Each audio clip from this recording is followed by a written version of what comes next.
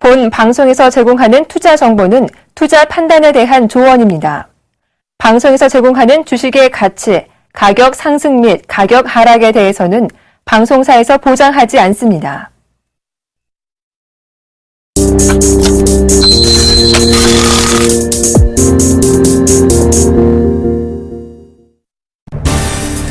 최근 증시 횡보 장세 속에 중소형주 주가가 강세를 보이면서 신규 상장사 최대 주주들이 상당한 평가 차익을 얻는 것으로 나타났습니다. 한국거래소에 따르면 지난해 이후 신규 상장된 유가 증권시장 3개사와 코스닥 시장 40개사의 공모가 대비 주가 상승률은 지난 25일 종가 기준으로 평균 56.9%였습니다. 공모가보다 주가가 오른 종목이 43개사 중에 36개였고 주가가 내린 종목은 7개에 그쳤습니다. 주요 증권사 25곳의 지난해 말 기준 직원 수는 모두 32,225명으로 집계가 됐는데 서울 여의도 증권가의 불황이 길어지면서 국내 증권사 직원 수가 2008년 세계 금융위기 이후 최소 수준으로 감소했습니다. 대형사보다 중소형사의 인력 구조 조정폭이 더 컸고 절반 이상의 증권사가 남자 직원보다 여자 직원의 수를 더 많이 줄였습니다. 유가 증권시장에 상장된 12월 결산 법인들의 지난해 현금 배당 규모가 소폭 증가한 것으로 나타났습니다. 한국거래소에 따르면 12월 결산 691개사 중에 현금 배당을 실시한 440개사를 조사한 결과 현금 배당액이 11조 6천억 원으로 전년보다 1.52% 증가했고 배당 성향은 21.09%로 전년보다 3.94%포인트 높아졌습니다. 다만 평균 시가 배당률은 1.82%로 같은 기간 0.28%포인트 낮아졌습니다. 금융회사가 고객 정보를 유출하면 피해액의 최대 3배까지 보상하는 방안이 도입될 전망입니다. 금융위원회 등에 따르면 국회 정무위원회는 이 같은 내용의 징벌적 손해배상 제도를 도입하는 데 의견을 모은 것으로 오늘 법안 소위와 전체 회의를 열어 징벌적 손해배상제 등을 담은 신용정보보호법 개정안을 통과시킬 예정입니다.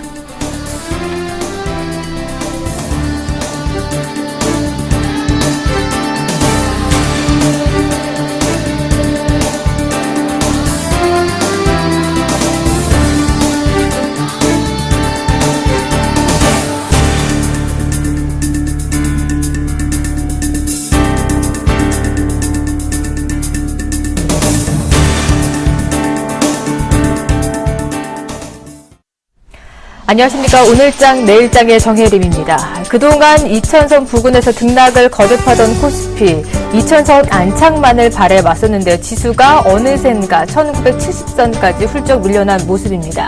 지난 금요일장의 낙폭이 참 컸죠. 그 지수태 오늘장에서 회복하기는커녕 그 부근에서 언저리에서 맴돌고 있는 모습입니다. 오전장까지 참 수급이 불안정했는데요. 외국인이 10거래일 만에 팔자로 돌아서 매도 확대를 나서고 있고 기관도 함께 양매도 나왔습니다만 현재는 매수 전환해줬습니다. 현재 기관은 352억 원 순 매수하고 있고요. 외국인이 600억 넘는 매물을 쏟아내면서 지수를 하방으로 이끌어내고 있습니다. 그동안 좀 랠리를 보여던 코스닥도 주춤하면서 현재 지수가 많이 밀려난 모습입니다. 코스피와 마찬가지로 558포인트까지 밀려섰는데 오전장 외국인 기관 동반 양매도 나왔는데 현재 수급은 코스피 시장과 반대된 모습 보여주고 있습니다. 외국인이 160억 원 정도 순매수하고 있고요. 기관이 100억 원 넘는 물량을 쏟아내고 있습니다.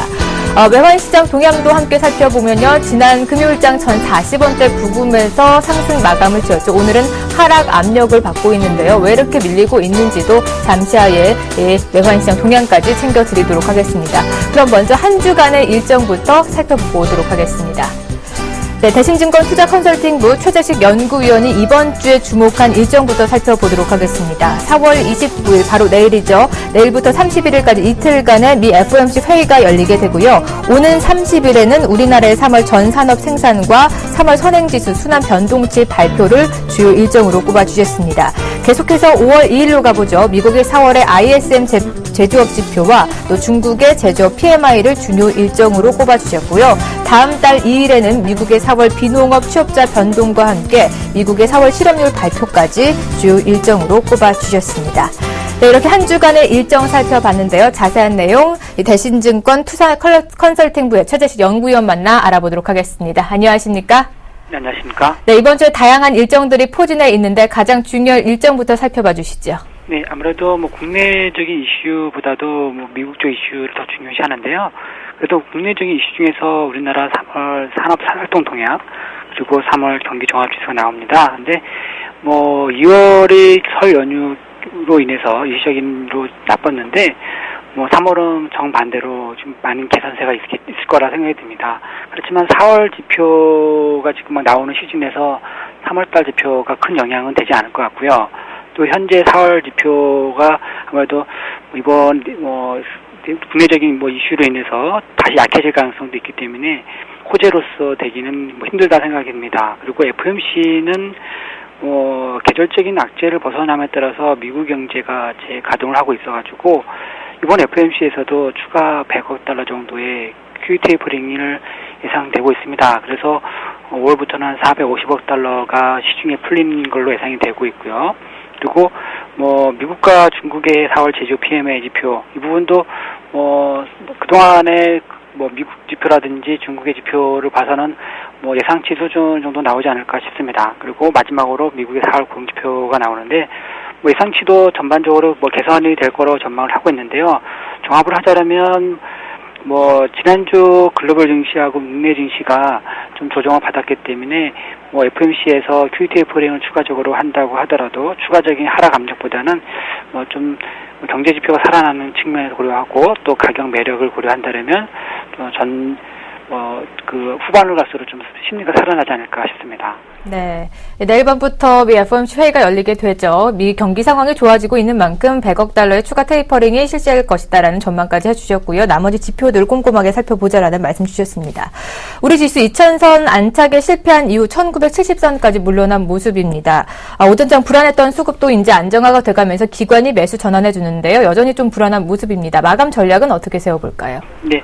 일단 지난주 하락에 이어서 미국과 유럽 증시도 약세를 보였기 때문에 국내 증시 자체도 상승을 가속화하기 힘들지 않나 싶습니다. 오늘 자체에서는 강보합 정도만 해도 의미가 있지 않나 싶습니다. 그리고 오늘 또 강보합 정도 예상하는 이유에서는 곧 FOMC도 있고 후반에 미국 고용지표도 있어서 우리 증시만의 상승 흐름을 타기는 힘들지 않을까 싶습니다. 그래서 개별적 흐름 정도 예상해 볼 수 있을 것 같고요. 지난주 월요일 날도 말씀드렸었는데 여전히 일정 수준의 현금을 계속 보유해야 된다 생각합니다.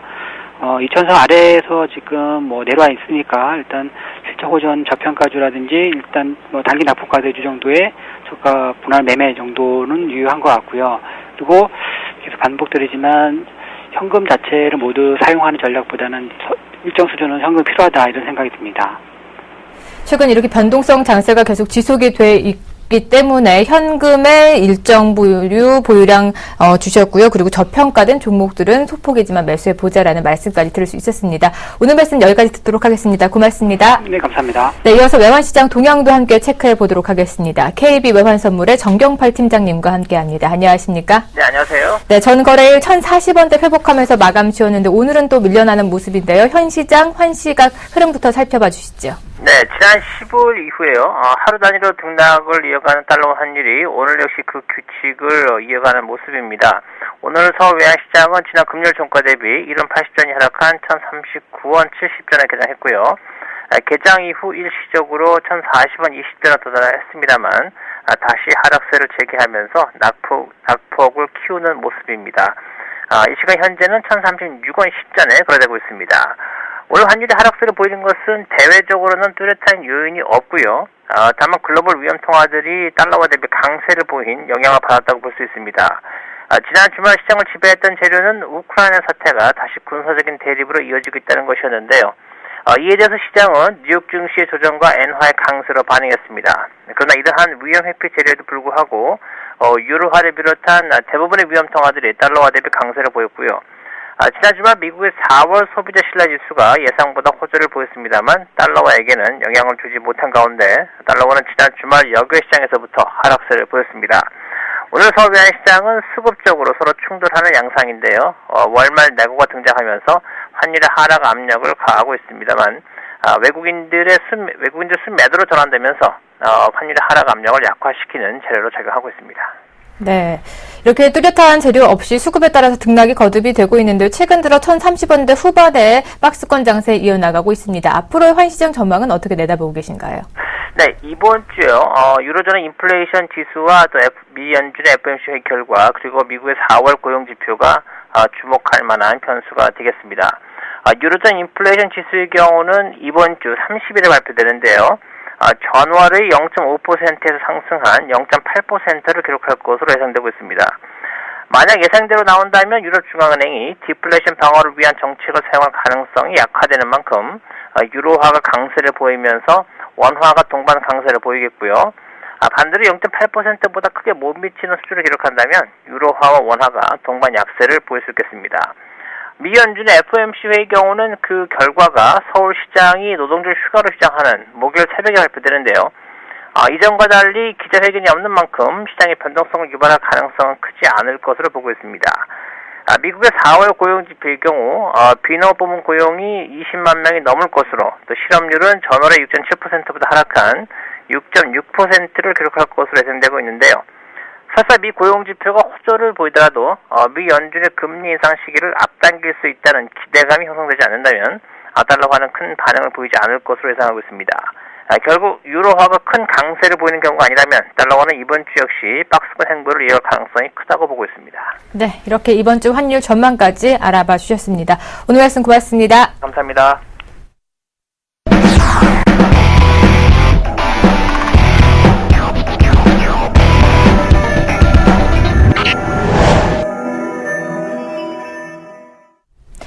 오늘장 이슈들 체크해보면서 마감 전략까지 꼼꼼하게 세워드리도록 하겠습니다. 오늘도 IM투자증권의 김동섭 이사님 자리해주셨습니다. 안녕하십니까? 네, 안녕하세요. 네, 앞서 최재식 연구위원과 이번 주 일정을 살펴봤는데 FOMC가 열리는 주간입니다. 자넷 옐런이 두 번째로 주재하는 FOMC 회의가 내일 밤부터 열리게 되는데 지난번 회의 때는 예상외로 금리라는 인상을 조기할 수도 있다라는 얘기를 해서 시장에 충격을 줬다면 이번에는 좀 무난하게 지나갈 것이라는 증권가의 평이 많습니다. 예상대로 100억 달러 테이퍼링만 진행이 되겠죠? 어떻게 보고 계십니까? 일단 100억 달러 테이퍼링은 거의 기정사실로 봐야죠. 물론 그 테이퍼링을 약간 늦출 수 있는 부분은 있지만 지금 상황으로 봤을 때는 늦출 만한 이유가 없는 상황이 되기 때문에 시장에서 이제 100억 달러 테이퍼링에 대해서는 충격이 없을 겁니다. 다만 이것이 추가로 금액이 더 늘어나는 상황이 발생했을 때 좀 주의를 기울여야 될 것 같고요. 계속해서 금리 인상에 대한 얘기가 사실 월 초에서부터 계속 자넷 옐런이 성명서 발표 후에 실수를 한번 한 이후로 계속 지금 논란이 되고 있거든요. 아마 이 부분을 감안한 언급이 좀 있지 않을까. 적어도 금리 인상에 대한 두려움, 시장에서의 두려움을 약간 떨쳐주는 정도의 얘기가 있을 수도 있겠다라는 생각이 좀 들고 있고요. 또 하나 있다라면 그 시장에서 계속 요구하는 것 중에 하나가 뭐냐면 정확한 지표를 좀 제공해달라는 얘기가 있기 때문에 이러한 부분들이 시장에서 나오는지 안 나오는지가 아마 이번 FOMC 회의의 아주 중요한 관건이 아닐까라는 생각을 해봐야 될 것 같습니다. 네, 이사님이 말씀하신 것처럼 시장에서는 정확한 지표를 요구해 나선다고 했습니다. 자넷 옐런이 다양한 지표를 활용해서 경기 판단을 하겠다고 한 만큼 그렇다면 이번에는 완전 고용에 대한 구체적인 지수나 대체 지표들이 나올 수 있을까요? 가능성은 상당히 높을 것 같습니다. 점점 그 금리 인상에 대한 아웃라인의 근처에 자꾸 가고 있는 것이 현재 시장의 모습이기 때문에 자넷 옐런은 시장의 불확실성은 어느 정도 제거해줘야 될 문제를 안고 있습니다. 그러니까 이 부분을 해결하기 위해서는 구직 포기자라든가 아니면 이 통계치에서 빠져있는 장기 실업자라든가 이런 부분을 어떤 포함한 지표를 좀 시장에 내보낼 필요성은 있고요. 또 한 번 둥글게 표현하면 시장에 상당히 좀 어려움을 갖고 있을 수 있습니다. 계속해서 실업률은 아니기 때문에 다른 지표들을 볼 것이다. 이런 식에는 좀 부담이 되고요. 오히려 그것보다는 수치적으로 예를 들어서 구직 포기자를 포함해서 실업률을 몇 프로를 가져야겠다든가 아니면 구직 포기자는 어쩔 수 없지만 현재 상태에서의 실업률을 더 낮춘다든가 어떤 이런 문제를 좀 제기해 줄 필요성이 있다라고 보여주고 있고요. 거기다가 아마 인플레이션 얘기도 아마 굉장히 많이 나올 것 같습니다. 왜냐하면 지금 그 일본하고 미국이 인플레이션 계산에 계속 오류가 나고 있다고 하거든요. 그러니까 과거에도 인플레이션이 올 거다, 인플레이션이 0.2% 이상 올라갈 거다 할 때는 거꾸로 나갔던 그런 경험이 많았기 때문에 아마도 인플레이션에 대한 어떤 정확한 해석에 대한 그런 부분들을 시장에 좀 내놔야 되지 않을까라고 판단하고 있습니다. 네. 앞서 추가적인 테이퍼링 금액이 확대되지 않는 이상은 무난하게 진행될 것이다라는 언급해 주셨는데요. 이번 회의는 무난하게 지나갈 것이고 한 6월쯤에 테이퍼링 금액이 확대될 것이다라는 전망이 참 많거든요. 그때 좀 진행이 될까요? 저는 테이퍼링 금액이 더 커지지는 않을 거라고 보고 있습니다. 왜냐하면 순차적으로 가게끔 갈 거라는 건 사실 작년에 얘기가 나왔었어요. 작년에도 계속해서 그 매파들이 하는 말 중에 하나가 뭐냐면 100억 불씩 계속 줄여서 맨 마지막 12월에 50억 불을 줄이면 딱 1년이 걸린다라는 얘기가 있었습니다. 그 순서대로 좀 가고 있어요. 그러니까 FMC가 참 재미난 게 뭐냐면 한번 정책을 결정하면 그 정책대로 가는 경향이 있기 때문에 추가로 테이프는 금액이 늘어날 거라는 생각은 거의 안 하고 있고요. 아마도 정상적으로 100억 불씩 계속 줄여나가다가 12월 달 50억 불을 할 확률이 굉장히 크다. 물론 시장 일각에서는 9월에 테이퍼링이 끝나야 된다. 네. 조기에 끝나야 된다는 뭐 얘기도 있지만 조기에 끝낼 만큼 금리 인상에 대한 준비가 돼 있느냐라고 본다면 전혀 준비가 되어 있지 않기 때문에 이런 부분들 감안한다면 아마도 12월까지일 가능성이 굉장히 높다라고 봐야죠. 그렇네요. 이 금리 인상안이 제대로 마련되기 전까지는 예상대로 진행이 될 것이다라는 답변까지 들을 수 있습니다. 3월 30일에 또 BOJ 통화정책회의가 열리게 됩니다. 그런데 이 구로다 총재가 추가적인 양적 완화는 하지 않겠다라는 의사를 내비쳤거든요. 일본 경제에 대한 자신감도 있는 것 같은데 그렇다면 이번 BOJ 회의 때는 추가 부양책에 대한 것은 물 건너가는 것이 좀 아닌지 걱정이 되는데요. 구로다하고 아베 신조하고 지금 얘기가 많이 달라지고 있어요. 아베 신조는 소비세 인상에 의한 충격을 대비해야 된다라는 얘기를 하고 있고 구로다는 아니다 그러는데 아마 구로다가 이걸 본 것 같습니다. 얼마 전에 뉴스 나온 것 중에 하나가 도쿄도가 그 CPI가 굉장히 높아졌어요. 이게 뭐 1992년도 이후로 아마 굉장히 높아진 걸로 제가 아는데 그걸 보고 아마도 전체적인 인플레이션 일본 전체적인 인플레이션이 높아질 거다라는 기대감이 굉장히 커진 것 같습니다.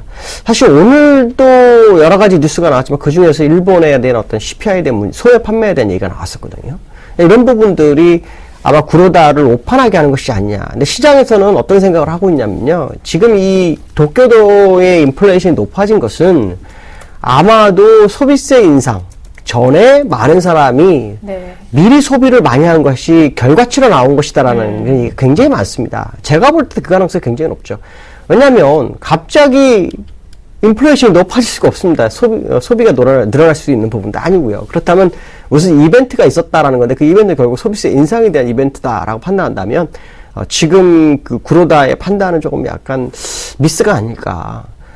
제가 볼 때는 금리 인상 시점 이 미국에 다가오고 있기 때문에 아마 이것으로 계산하면 일본에서는 경기 부양을 해야 되거든요. 경기 부양을 늦추면 늦을수록 아마 실수가 날 수 있는 확률이 높기 때문에 이번 BOJ가 아마도 시장에서는 굉장한 이슈가 될 수 있습니다. 이번에 만약에 안 하게 되면 이제 다음에 다가오는 5월의 마지막 그 기회일 수 있기 때문에 아마도 시장에서는 이번 BOJ 통화정책회의에서 뭔 결과가 나오는지를 굉장히 확인하고자 할 확률이 높다라고 생각하시면 될 것 같습니다. 이달 아니면 다음 달 안으로 추가 부양책을 내놔야 타이밍으로 적절하다라는 말씀 주셨습니다. 골드만삭스에서는 한 7월쯤에 추가 부양책을 내놓을 것이다라는 얘기가 있는데요. 언제쯤 내놓게 될까? 어느 시기가 가장 적절한 걸까요? 골드만삭스의 7월과 제가 생각하는 것은 이제 한 5월, 6월로 저는 보고 있거든요. 7월이면 이 BOJ에서 양적 완화하고 그 시장에 영향을 미치는 시간이 그렇게 길지가 않습니다. 아까도 그 앞에서 말씀하신 미국이 이제 9월에 그 테이퍼링 종료 가능성도 일부 제기되는 모습으로 보았을 때는 아마도 시기적으로는 7월은 좀 늦은 감이 있다라고 보여주고 있고요. 오히려 7월보다는 5월, 6월 정도가 좋지 않을까. 사실 이번에 하는 게 제일 좋은데 사실 소비세 인상하고 난 다음에 한 달밖에 안 됐기 때문에 사실 시장에서는 한 달 정도 더 관망을 해야 된다라는 생각을 가질 확률이 높고요. 7월 정도가 되면 사실 시장에서는 기대치가 굉장히 떨어질 확률이 높습니다. 그래서 골드만삭스가 제기한 것처럼 7월에 경기 부양을 하는 것은 굉장히 좀 시장에 도움은 안 될 거라고 보여주고 있고 7월 이후에 만약에 진행된다 그러면 아무 의미가 없는 거죠. 그러니까 결론적으로 말한다면 BOJ가 경기 부양을 하더라도 아마 골드만삭스가 제시한 마지노선이 7월이어야 된다. 7월을 넘어가서는 시장의 효과는 매우 반감될 확률이 높다라는 생각을 한번 해봐야 될 것 같습니다. 네, 뭐 빠르면 빠른 시일 안에 추가 부양책이 나와야 될 것 같습니다. 이렇게 추가 부양책에 대한 거는 일축한 반면에 이번 달 안으로 인플레 목표치를 좀 상향 조정할 수도 있다라는 얘기가 나오고 있거든요. 이 점은 또 어떻게 보고 계신가요? 이 부분 때문에 지금 그러다가 경기 부양을 안 할 거다라는 부분이거든요. 왜냐하면 아까도 말씀 도쿄도에 나온 그 인플레이션이 거의 뭐 2.6 정도가 나왔기 때문에 도쿄도의 비중이 굉장히 크거든요. 그러니까 이 부분을 감안한다면 이게 조만간 인플레이션이 2% 목표치를 이룰 거다 생각을 하는 것 같습니다. 그래서 혹시 모를 거라서 인플레이션 목표치를 높이겠다 뭐 이런 생각을 하는데 제가 볼 땐 너무 서두르는 감이 있습니다.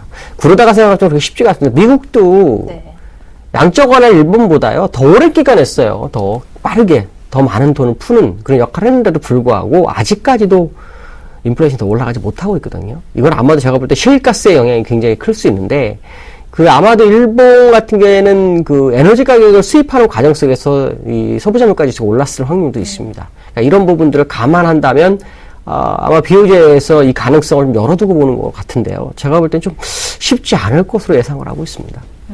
네, 알겠습니다. 여기까지 얘기 나눠보고 우리 시장 얘기로 넘어가 보도록 하겠습니다. 오늘 외국인이 현물 시장에서는 팔고 있고요. 선물 시장에서는 사주고 있는데요. 또 지난주와는 모습이 다릅니다. 지난주는 8천억 원이 넘는 매도를 했고 오늘은 7천억 원이 넘는 또 순매수 나서고 있는데요. 외국인들의 마음은 뭘까요? 지금 현물에서 이제 810억 정도 매도를 하고 있죠. 네. 근데 이제 기관이 사실은 윈도우 드레싱을 할 만한 자리인데 아직 안 하고 있습니다. 월초로 또 끌고 가나 싶은 생각이 좀 들고 있죠. 왜냐하면 이번 만기 전에 3일을 쉬어버립니다. 그러니까 이 시장의 어떤 대응하는 시간대를 좀 바꾸는 것으로 예상이 되고 있고요. 그다음에 앵커가 말씀하신 것처럼 이제 선물에서 지난주 금요일 날 8,600억 정도 매도를 했죠. 종가상으로는. 근데 벌써 7,840억을 사고 있어요. 정말 속내를 알 수 없죠? 그렇지만, 외국인들 우리나라를 아주 갖고 노는구나. 뭐 이런 생각이 좀 들었던 게, 내릴 때 왕창 매도해가지고 주가가 확 밀어버리더니, 밑에서는 더 이상 올라가지 않아서 물량을 다시 회수하는 모습이 나오는데, 이거를 기관이 그냥 가만히 냅두고 있는 모습이 너무 안타깝다라고 말씀드릴 수 있는데요. 왜 이런 모습이 나올까 하는데, 지난주에는 한국은행에서 금리 인상 가능성에 대한 부분이 제기됐어요, 시장에. 근데 지금 사실 금리 인상을 할 수 있는 여건이 아닙니다, 우리나라는. 저는 그 얘기를 이제 어떤 기자가 저한테 전화해서 물어보길래 제가 대답하기 중 하나가 뭐냐면, 우리나라는 부동산을 살려야 되는 상황입니다. 근데 부동산 가격이 지금 살아나지 않고 있거든요. 조금 오른 거 사실입니다. 근데 이 부동산 가격을 살려서 거래를 많이 활성화시키려면 금리 인상이 아니라 인하가 돼야 정상인데, 시장에서는 금리 정상화 쪽으로 해서 인상할 가능성에 대한 제기되면서 주가를 많이 뺐거든요. 그러고 난 다음에 사실 한미 정상회담 통해서 전작권의 연기 얘기가 나왔어요. 이것은 사실 또 의미가 굉장히 깊죠. 왜냐하면 지금 북한에서 4차 핵실험을 뭐 하겠다 안 하겠다 뭐 이런 분위기가 지금 형성되고 있는 상태에서 전작권이 우리나라한테 오게 되면 불확실성이 커지는데 미국으로 하게 되면은 미국이 그래도 우리가 불일 언덕이 돼버리는 상황이 돼버리니까 이게 이제 시장에서는 약간 불안감을 좀 상쇄시키는 그런 상황으로 받아들인 것이 이제 외국인들이 아니냐. 그래서 금요일날 매도분을 회수하는 과정으로 아마 시장을 드리블하는 것으로 좀 보이고 있고요. 현물의 매도는 별로 의미가 없지 않을까라고 보여지고 있습니다. 근데 좀 아이러니한 것은요. 지수가 1975포인트인데 지금 환율이 지금 1036원까지 밀렸어요. 이렇게 되면 이게 도대체 주가하고 환율하고 무슨 관계인가? 물론 오늘 같은 경우는 월말에 내고가 좀 있어서 수출기업들의 내고가 있기 때문에 그 물량이 이제 나오는 과정이라고 할 수 있겠지만 도대체 이해할 수 없는 흐름을 보이고 있다. 이 정도의 환율이면 우리나라 지수가 1975에 있다는 것 자체가 이해가 할 수 없는 겁니다. 정상적으로면 적어도 지금 2100대 넘어가 있어야 되는데 왜 안 가고 있을까에 대한 의문점이 저도 계속 갖고 있는 부분인데요. 결론적으로 말씀드리면 결국 환율과 주식은 키높이를 맞출 확률이 굉장히 높다라고 본다면 환율이 너무 많이 내려왔기 때문에 주식이 올라가야 정상이 아니겠느냐. 그렇지 않다면 환율이 다시 1055원대까지 올라가고 주가는 여기서 멈추거나 이런 식으로 돼야 되거든요. 이 부분은 아마 우리가 관심 있게 좀 보시면 될 것 같고요. 제가 볼 때는 주가를 끌어올릴 확률이 굉장히 높지 않을까. 주가도 끌어올리고 환율도 한 1055원 정도 갔다가 주가를 더 높이면서 환율이 완전히 떨어지는 그런 을 갖지 않겠느냐는 생각을 한번 해봐야 될 것 같습니다. 네, 환율과 주가의 키높이기를 맞추기 위해서도 주가가 먼저 상승하지 않을까라는 전망까지 해주셨습니다. 오늘 얘기는 여기까지 나눠보도록 하겠습니다. 오늘 말씀 고맙습니다. 네, 감사합니다.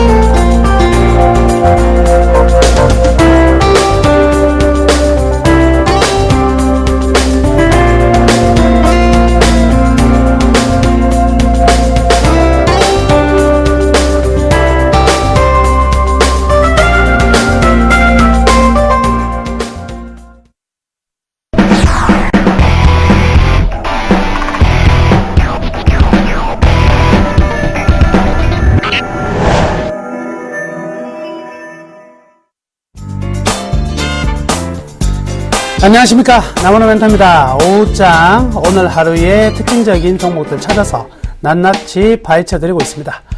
자, 오늘의 종목은 개인 투자자들 굉장히 많이 가지고 있는데요, 현대제철입니다. 현대제철.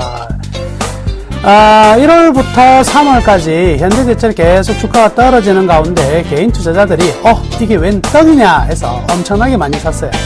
그런데 참 지지리도 잘 안 가거든요.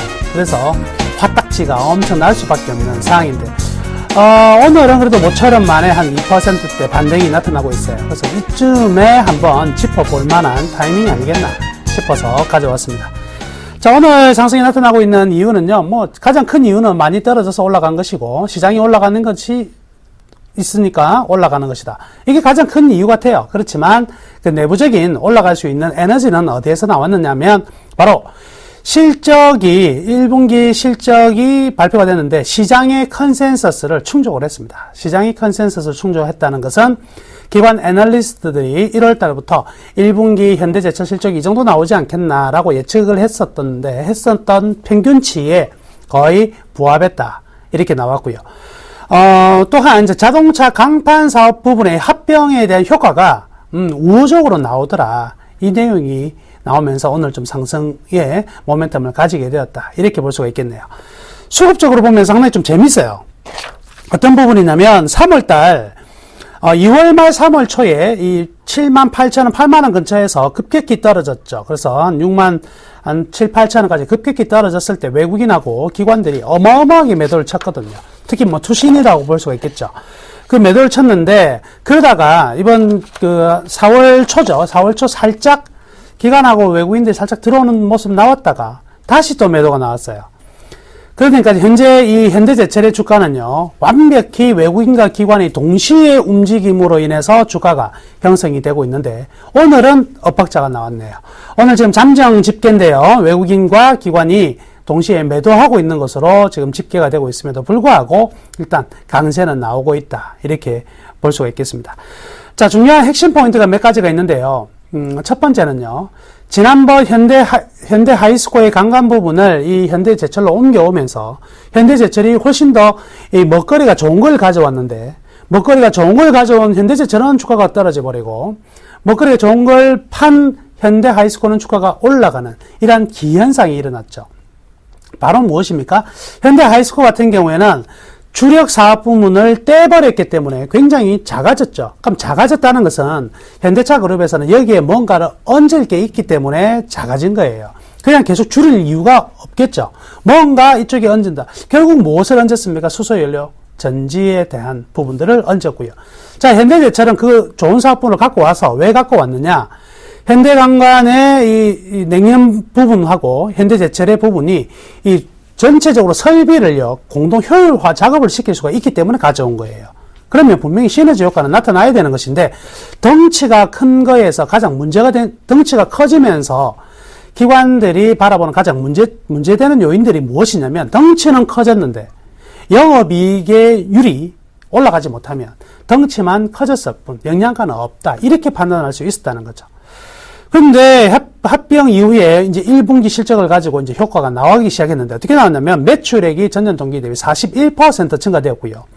영업이익은 91% 증가됐습니다. 그리고 순이익은요, 219% 증가로 나왔어요. 그러면 기관들이 우려했던 설비 효율이 떨어진 부분이 아니고 굉장히 잘 돌아갔다. 이렇게 볼 수가 있겠네요.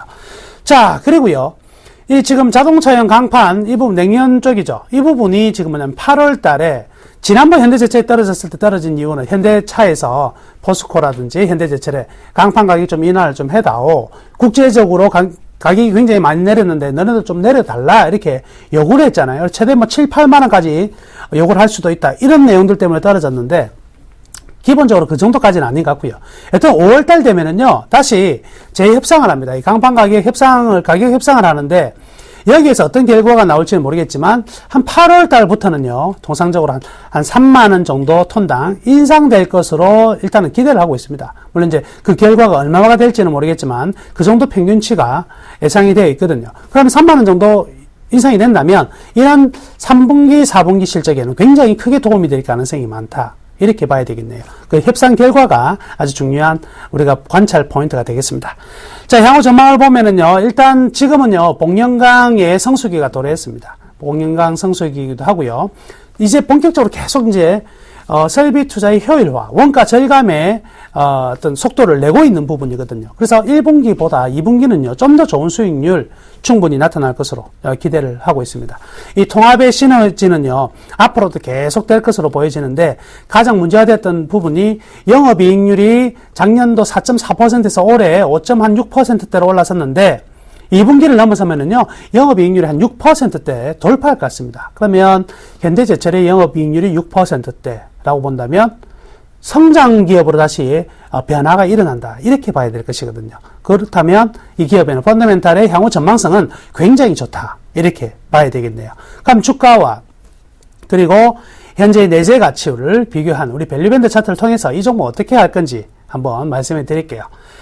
자, 밸류밴드를 보시면은 일단 하향 곡선에서 일단 수평으로 누웠다가 살짝 우상향하고 있는 모습을 보여주고 있습니다. 저 모습은요, 바로 실적이 성장이 둔화되었다가 이제는 제자리, 그리고 향후 2분기부터는 실적이 좋아진다는 것을 의미를 하고요. 그러다 본다면 저 중간에 노란 부분이 바로 평균 가치가 된다. 이렇게 봐야 되겠네요. 그래서 내재 가치와 시장 인정 가치를 판단해 볼 경우에 지금은 분명히 저평가 국면인 것은 확실하고요. 그렇다고 본다면 현재 가격 68,000원대의 가격에서 매수해보는 것은 결코 무리가 아니다. 이렇게 말씀해 드릴게요.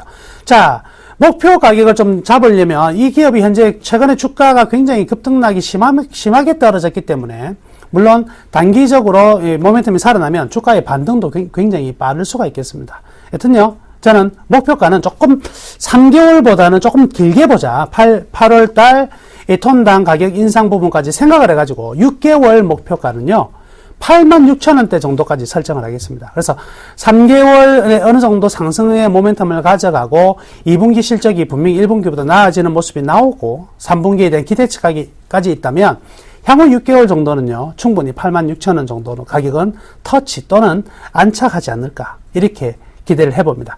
따라서 현대제철 가지고 계신 분들은요, 지금 가격에서는 절대 파는 구간 아니고요. 그렇다고 해서 지금 저평가니까 야, 물을 좀 더 타볼까, 이것도 좋지 않습니다. 전체적인 비중은요, 20% 정도까지는 무리가 없는데 계속 비중을 너무 늘려놓는 것은요, 한 종목에 우리가 딸려 들어가는 투자가 될 수 있기 때문에 20%만 유지를 하시고, 관심 있으신 분들은 지금 가격에 충분히 매수해도 무리 없는 가격이다. 이렇게 말씀해 드리면서 오늘 특징 조화에는 정리하도록 하겠습니다. 좋은 오후 보내시고요. 내일 오전에 다시 찾아뵙겠습니다. 감사합니다.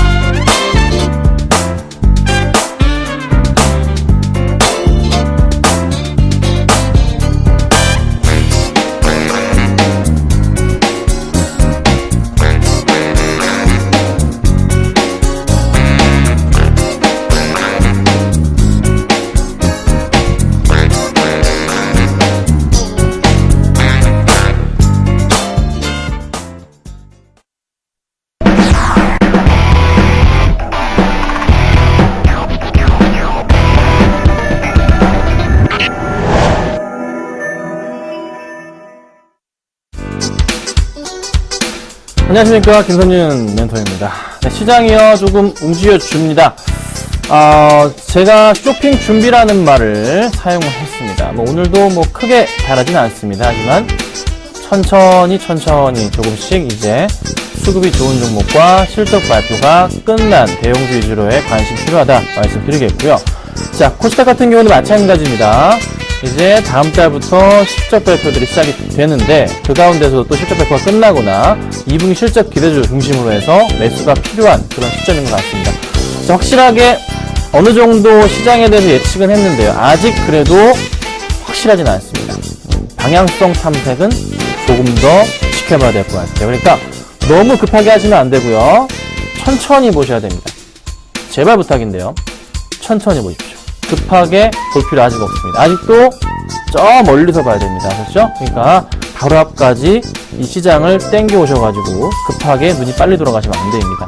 큰 그림 보시고 대응하시면 좋을 것 같습니다. 자, 종목 상담 같이 해드릴 겁니다. 013-3366번에 0110번으로 문자를 주시면 됩니다. 아래 번호에 문자 주시고요. 제가 지금 현금 보유가 굉장히 많은데요. 오늘 한 종목 정리를 합니다. 제일기획 보셨나요? 안 파는데 제일기획 굉장히 지금 잘 가고 있죠. 네. 이 이유가 뭐겠습니까? 실적 플러스 수급입니다. 오늘 가지고 나온 종목도요. 그에 해당하는 종목을 또 가지고 나왔습니다. 좀 이따 살펴볼게요. 자, 오늘장 수급 100점 줘보도록 하겠습니다. 제일기획 갖고 나왔고요. 수급이 좋네요. 한국전력, 오시아 3천리자 전거, 한국콜만 가지고 나왔습니다. 자, 먼저 제일기획을 보겠습니다. 오늘 3.29% 올라갑니다. 제가 제일기획을 이거를 낮방송, 이 방송에 추천을 드렸었고요. 이번 주 수요일 날 저녁에 저녁방송 9시 방송에서 추천을 드렸습니다. 잘 아실 거예요. 자, 제일기획을 오늘 왜 첫 번째 올려놨습니까? 수급이 양매수로 굉장히 강하게 들어옵니다. 그렇게 팔았던 기관들과 외인들의 수급이 3월 말, 3월 중반부터 바뀌더니만 제가 뭐라 그랬죠? 한 달 동안 그렇게 매수했는데 이거 안 갈 리가 없다. 그쵸? 외인이 돌아섰습니다. 자, 이게 굉장히 중요한 포인트예요. 그럼 주가 어떻게 되겠습니까? 더 갈 수밖에 없겠죠? AS까지 같이 해드릴게요. 자, 제일기획 차트입니다. 주봉으로 볼게요. 자, 이 모양입니다. 주봉이에요. 정말 계속 가고 있는 그림입니다. 이렇게 계속 가고 있는 그림이잖아요. 그쵸? 이렇게 되거나 어찌됐든 이런 그림이 나오는 겁니다. 요게 더 낫겠네요. 이런 그림인데 제가 이제 제일기획을 말씀을 드릴 때 했던 얘기, 이렇게 올라갈 때 이 갭은 메운다라고 말씀을 항상 드리잖아요. 이게 어떤 그림이 있었죠? 일봉으로 가서 보자면 이 큰 갭을 메울 거다. 이 그림을 메울 거라고 제가 정말 수도 없이 얘기했잖아요. 이 갭을 메울 거라고. 그쵸? 이 갭 메운다고 말씀드렸습니다. 기억하셔야 됩니다. 원이가입해서 똑같이 갭을 메우고 급등하잖아요. 이 갭을 여기서 추천드렸잖아요. 그쵸? 네. 이 갭을 메울 거라고 말씀드렸습니다. 갭만 메우고 제가 팔아치웠는데 제일기획도 마찬가지로 이 갭을 메울 거예요. 그래서 제가 강하게 추천을 드린 겁니다. 대형주. 제가 너무 작은 종목은 잘 안 하고 보통 시가총액 조단이거나 아니면 작은 경우 2천억, 그 다음에 5천억, 6천억 이 정도 큰 중형주 위주로 제가 많이 하잖아요. 추천을 많이 드리잖아요. 몇십 조도 있긴 하지만요. 그래서 제일기획 같은 경우도 이 갭을 메울 수밖에 없는 이유, 뭐에 제가 찾았습니까? 바로 수급이죠. 자, 최근의 수급 볼게요. 기관들이 정말 꾸준하게 한 달 동안 매수합니다. 한 달 동안 기관들이요 140만 주 매수합니다. 자, 외인이 팔고 나가잖아요. 나갔는데 개인의 매도세가 좀 잡히기 시작해요. 요걸 제가 눈여겨봤단 말이에요. 눈여겨봤어요. 자, 그리고 오늘장 수급을 보니까 오늘장 수급이 여기 맨 앞에 있네요. 오늘장 보니까요. 자, 제일기획은 맨 앞에 제일기획이에요. 외인이 오늘 13억, 기관이 37억 매수가 들어옵니다. 자, 외인이 돌아섰습니다. 기관까지 같이 매수가 들어옵니다. 이럴 경우 주가가 어떻게 갈 수밖에 없죠. 이렇게. 그쵸? 이렇게 간다면 얼마까지 갈까요? 제가 목표가를 이 정도로 잡긴 했지만요. 목표가를 제가 26,000원 잡았어요. 그런데 더 갈 가능성이 높아 보여요. 27,000원 정도까지 높아 보이기 때문에 내일 시간에 제가 목표가를 상향시켜도 있을 것 같은데요. 일단 지금은 걱정 마시고 즐겁게 기다리시면 될 것 같아요. 한 5% 나고 있는데요. 잘 들고 가시면 될 것 같습니다. 아셨죠? 자, 그 다음에 제가 가지고 나온요. 수급 100점 접해 보겠습니다. 한국전력입니다. 한국전력은 제가 4만원 갈 거라 예전부터 많이 말씀드렸고, 더 갈 거예요. 더 많이 갑니다. 갈 수밖에 없는 이유가 뭐겠습니까? 이거는 제가 조정 나올 때마다 매수해라고, 21선 깨고 올라갈 때마다 매수하라고 맨날 떠들었던 종목입니다. 기억을 하셔야 됩니다, 여러분들이. 그런 종목이 몇 개 있잖아요. 그쵸? SM도 그랬고, 포스코 ICT 같은 것도 그랬고, 원익 IPS 같은 것도 그랬고, 여러 종목이 있습니다. 밀진전기 등등등 많은데, 요런 거, 왜? 실적이 좋으니까. 오늘 수급도 굉장히 퍼펙트해요. 더 갈 수 있을까요? 더 갑니다. 굳이 말씀은 안 드리겠습니다. 조정이 나온다면은 21선 깨고서 올라갈 때 놓치지 마세요. 올해 지금 4만원이요? 이거는 가격도 아닌 것 같아요. 더 많이 갈 가능성이 높아요. 일단 1차적으로 45,000원까지 말씀드리는데 그 이상도 가능하니까 잘 보시고, 대형주 보실 분들은 또 OCI 두고 계실 분들은 잘 홀딩 하시라고 말씀드려보고요. 세 번째 OCI입니다. 자, 제가 하나케미칼을 추천을 드렸습니다. 오늘 뭐 소폭 밀리긴 하지만 어제 종가 매수해서 매수가 대비해서 100원 정도 빠지고 있는 상태입니다. 수급은 괜찮아요. OCI 근데 오늘 수급도 좋네요. 자, 왜 이렇게 가는 겁니까? 시장에서 이제 시선을 받았어요. 시선 소리를 받았습니다. 자, 이것도 조금 주봉으로 볼까요? 같은 그림을 좀 그릴 수도 있는 그런 생각이 좀 듭니다. 요 정도 라인 잡고, 그쵸? 여기 평행하게 하나 긋고, 정말 제가 고집도 이런 고집이 없어요. 맨날 똑같은 그림만 그리고 있습니다. 여러분들한테. 잘 아시죠? 변하지 않아요. 맨날 이 그림만 그려요.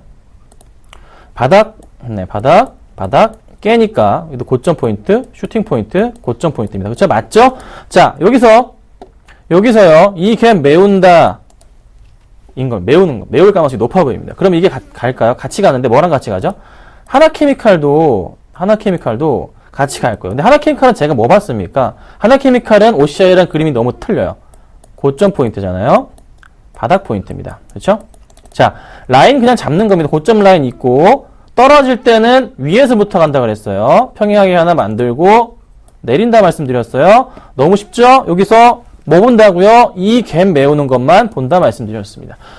왜 OCI 말고 하나케미칼? 조금 더 가벼우니까 말씀드리는 거고요. 오늘 밑꼬리 좀 달려주는 모습 보니까 상승 쪽으로 무게 있지 않을까 판단이 됩니다. 걱정 마시고 보시고 OCI도 매수 가능하다 말씀드리겠습니다. 자, 그 다음 오늘 오전에 추천드렸던 삼천리 자전거입니다. 이게 추천드렸다가 팔고 나왔는데 결국은 갑니다. 이런 종목이 꽤 많아요. 영업무역도 배가 아픈 종목인데 추천드렸다가 손절됐는데 다음날부터 이렇게 쫙. 자, 삼천리 자전거 같은 경우도 같은 맥락으로 보시면 돼요. 쭉 올라갈 가능성이 높아요.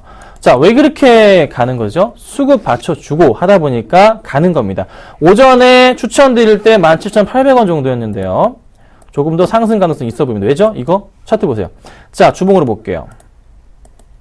그림을 다시 그리기 시작했을 때부터 시작해서 이 라인이 잘 맞아 떨어집니다. 그러면 여기 포인트 자체는 바닥의 포인트가 되는 라인이기 때문에 참 싸게 잡을 수 있어서 제가 추천을 드렸던 겁니다. 시간은 걸릴지언정 어찌됐든 간에 다시 올라갈 거니까 그런 포인트를 기다리는데요. 이거 들고 계신 분들 많은 걸로 알고 있습니다. 걱정 마시고 가져가세요. 수익 축하드리고요. 제가 오전에 추천드렸고 그전에 추천드렸는데 그전부터 갖고 계신 분들 많습니다.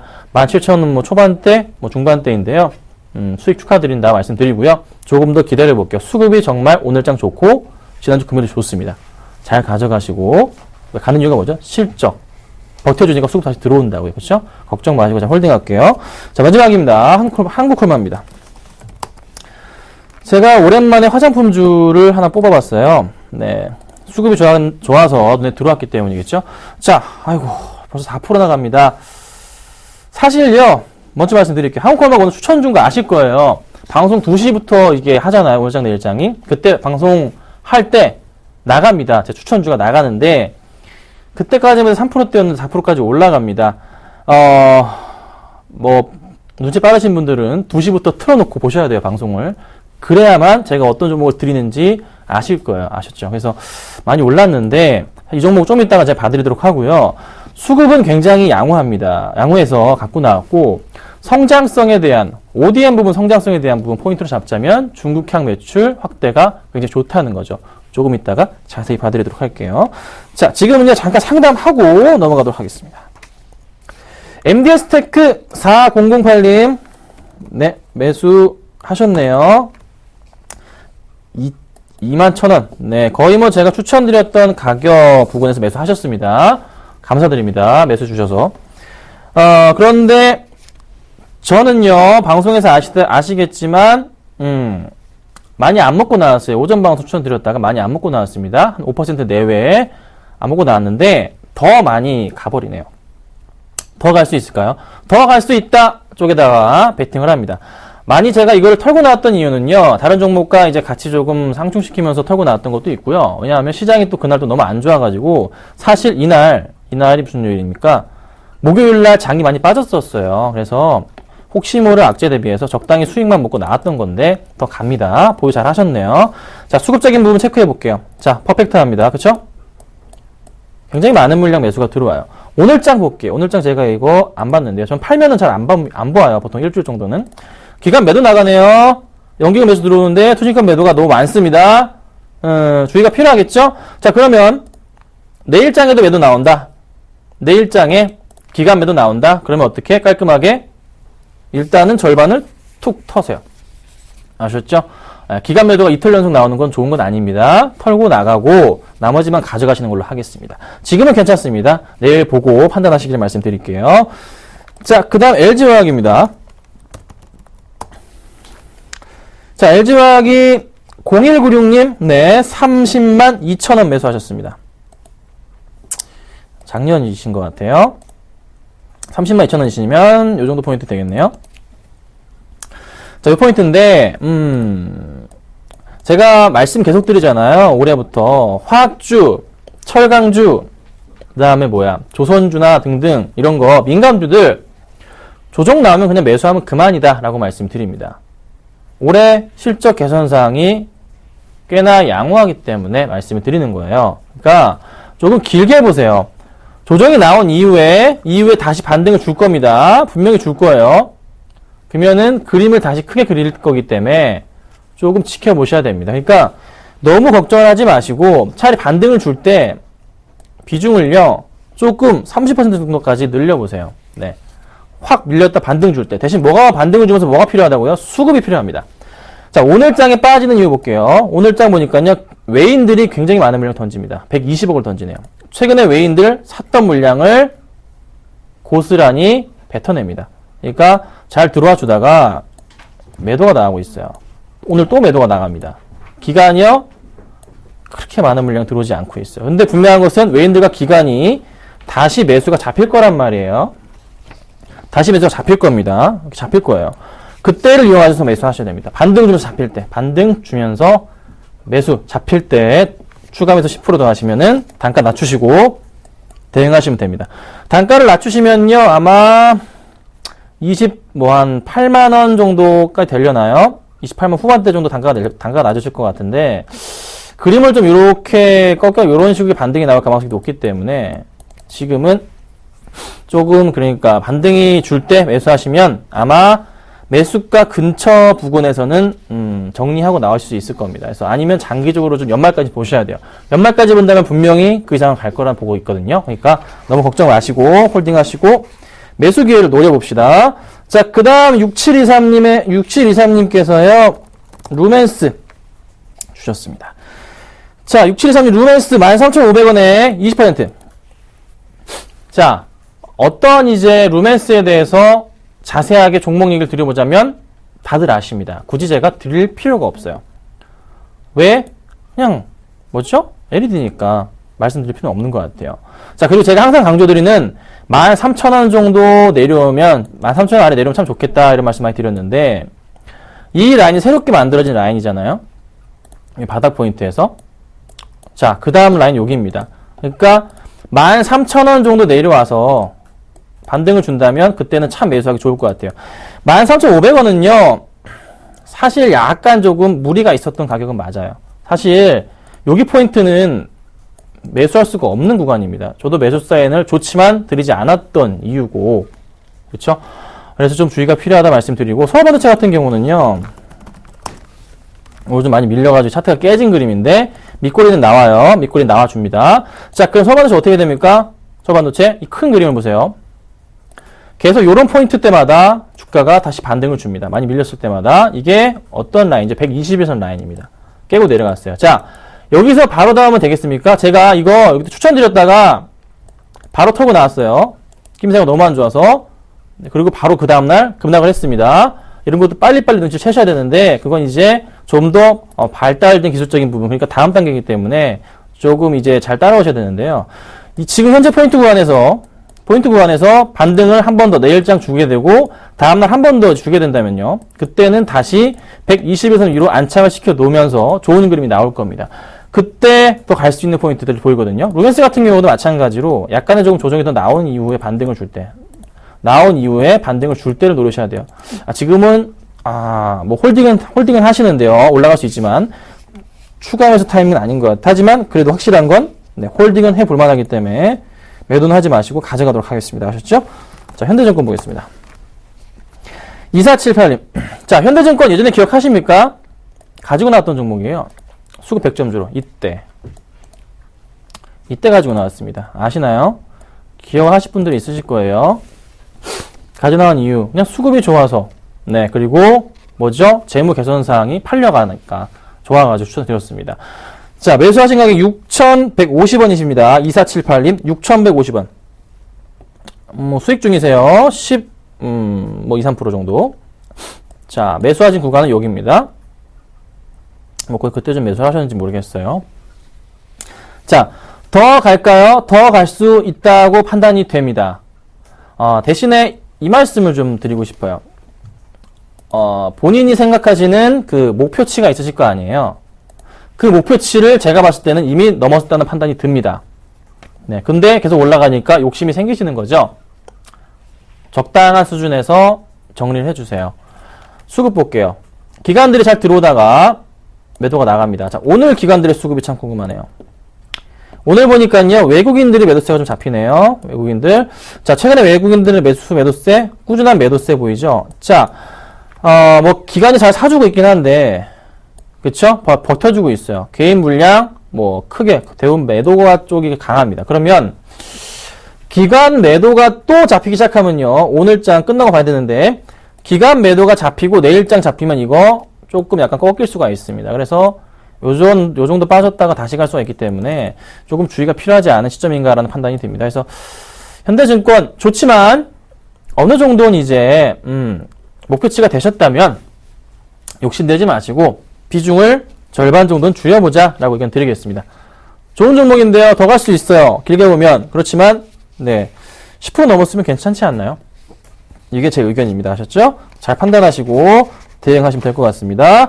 자, 오늘 가지고 나온 종목 아까 말씀드렸던 한국콜마입니다. 한국콜마 제가 내용을 조금 말씀을 좀 드려보도록 하겠습니다. 자, 한국콜마는요. 다들 잘 아시는 회사예요. 네. 그냥 중국 관련 화장품 하면은 그냥 얘가 한국콜마가 거론이 되고 코스맥스 거론이 되고 여러 가지 종목들이 거론이 됩니다.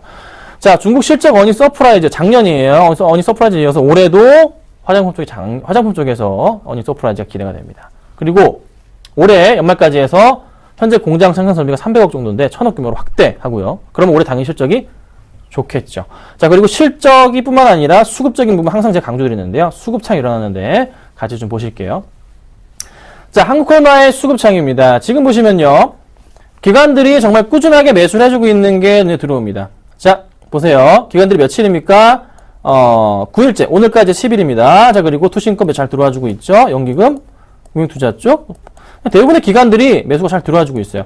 외국인들과 개인들의 물량을 빼먹고 있었는데, 자, 오늘 수급 볼게요. 자, 오늘 수급 보니까요. 밑에 어디 있나요?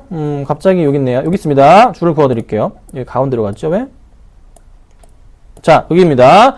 기관들이 지금 얼마 삽니까? 6억 이상 매수가 들어오고 있습니다. 네, 많은 물량 사주고 있는 거예요. 수량으로 볼까요? 한국콜마 보자면, 다시 제가 여기 한국콜마를 쏠게요. 자, 여기 있네요. 자, 한국콜마 보니까, 여기 선 긋습니다. 기관들이 2만 1000주가량 매수가 들어와 주고 있어요. 자, 기관들의 꾸준한 매수, 이어서 외국인들까지 최근에 매수가 들어와 주고 있다는 거. 좀 더 갈 수 있다는 판단입니다. 너무 많이 올랐어요. 조금 제가 속상하긴 한데, 그래도 매수가 잡겠습니다. 종가로 매수 사인 드리도록 하고요. 네, 종가로 갑니다. 좀 더 싸게 잡으셔도 괜찮습니다. 목표가 34,000원까지 보고요. 네, 손절가는요. 적당한 수준 제가 적어놓은 가격 보이시죠? 29,500원에서 깔끔하게 정리하시면 되지 않을까 판단이 됩니다. 자, 오늘 제가 한국 콜마까지 말씀을 드려봤고요. 내일 뵙도록 하겠습니다. 감사합니다.